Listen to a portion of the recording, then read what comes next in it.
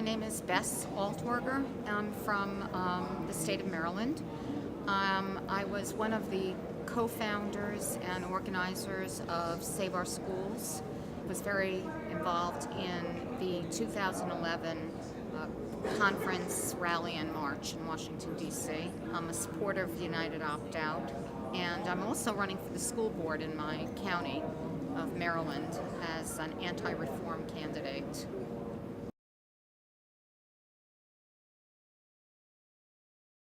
In my opinion, standardized testing, especially in its newest iteration, which is national consortia, either PARC or SBAC, is the main instrument that's being used to, in my view, destroy public education. I believe that testing is the most important tool that they are using to close schools, to frighten teachers, move toward privatization.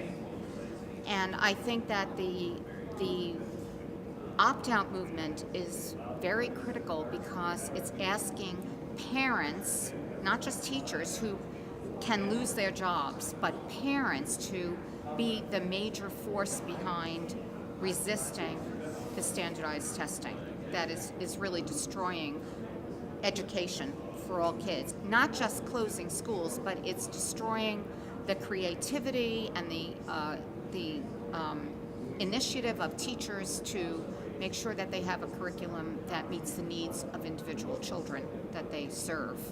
And the parents are the most important segment of society, I believe, at this point, that can shut this whole thing down.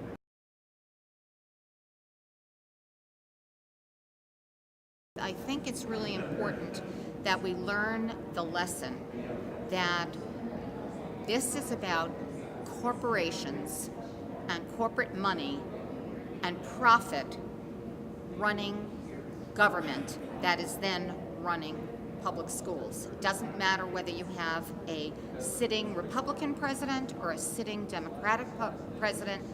Under Obama, even an increase in the policies that Bush started, because the same people are running the government. It's the corporations, the corporate money that Obama needs, that Democrats need, as well as Republicans, and we need to start putting out there to the public the truth about what is behind education reform in this country if we still continue to have an undemocratic system in which private money and private foundations and big corporate executives running education, then we're not going to get anywhere. And they're going to destroy public schools. In the 1980s, the National Business Roundtable had developed an agenda for education that specified all of what has actually now come to pass in education.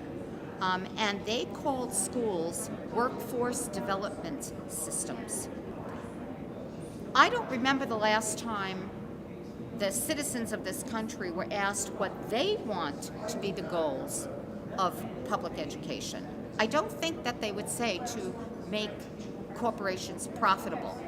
I think they would say, if you asked most people in this country, why do you want an educated citizenry? They would say, to make sure that we can preserve our democracy, to make sure that we have creative, productive citizens who can think